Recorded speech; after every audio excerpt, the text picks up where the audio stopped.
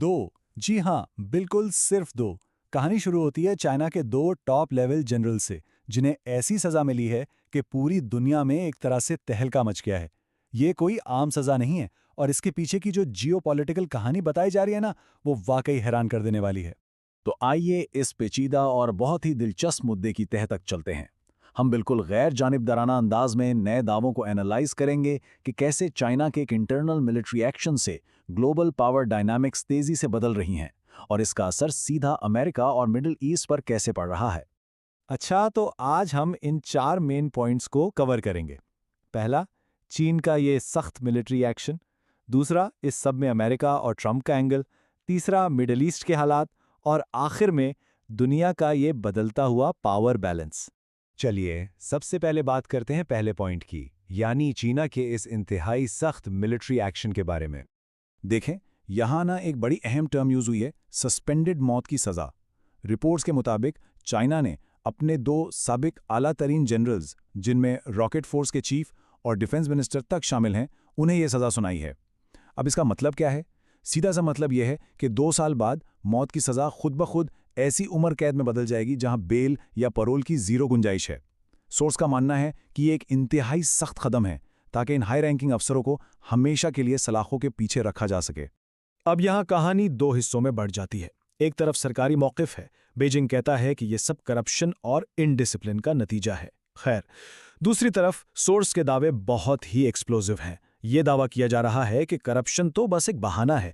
असल में ये जनरल्स जी जिनपिंग के खिलाफ बगावत कर रहे थे और सपोजिडली अमेरिका को न्यूक्लियर सीक्रेट्स बेच रहे थे। हम यहाँ किसी एक क्लेम को वेरीफाई तो नहीं कर रहे, लेकिन ये जरूर देख रहे हैं कि इन रिपोर्ट्स की डेप्थ कितनी संगीन है। अब आते हैं इस मुद्दे के दूसरे हिस्से की तरफ, अमेरिका और ट्रंप का एंगल। अब जरा इन सजाओं की टाइमिंग पर गौर कीजिए। डोनाल्ड ट्रंप के ऑफिस संभालने और उनके आने वाले दौरे चाइना से ठीक पहले यह सख्त कदम उठाया गया है।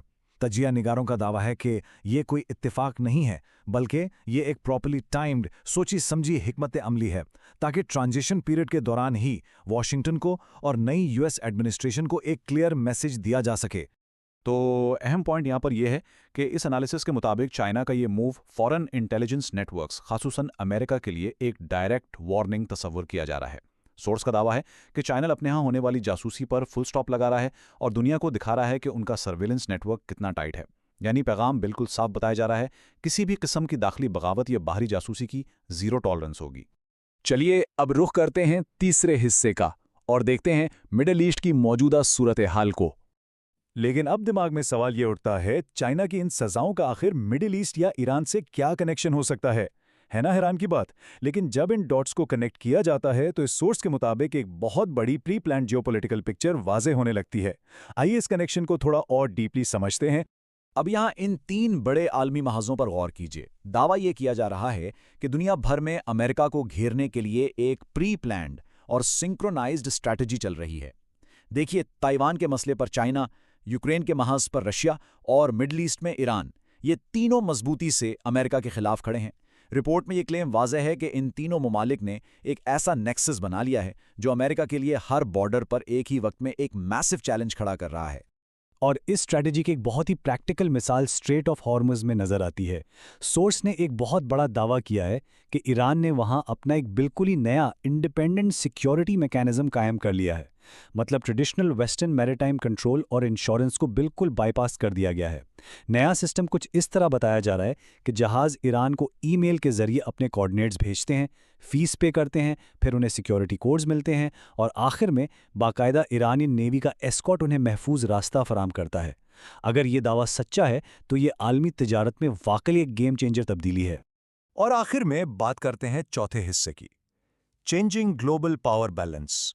तो सोर्स का दावा यह है कि अमेरिका के जो सबसे पुराने और मजबूत इत्तेहादी थे वो अब आहिस्ता आहिस्ता पीछे हट रहे हैं। इस फहरिस्त में नाटो, जापान, ऑस्ट्रेलिया और साउथ कोरिया के नाम भी आते हैं। लेकिन जो सबसे हैरानकुन क्लेम है वो ये है कि प्रोजेक्ट फ्रीडम के लिए सऊदी अरेबिया और कुवैत ने अमेरिका को अपने मिलिट्री बेस यूज करने देने से साफ इनकार कर दिया है।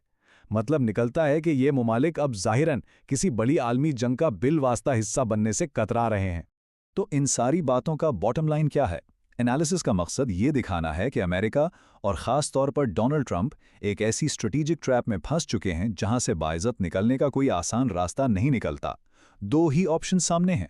ऑप्शन ए, जंग लड़िए और ईरान, चाइना और रशिया की कोऑर्डिनेटेड ताकत का सामना कीजिए, या फिर ऑप्शन बी, पीछे हट जाइए लेकिन फिर इसराइल की तरफ से आने वाले शदीद पॉलिटिकल बैकलैश को फेस कीजिए।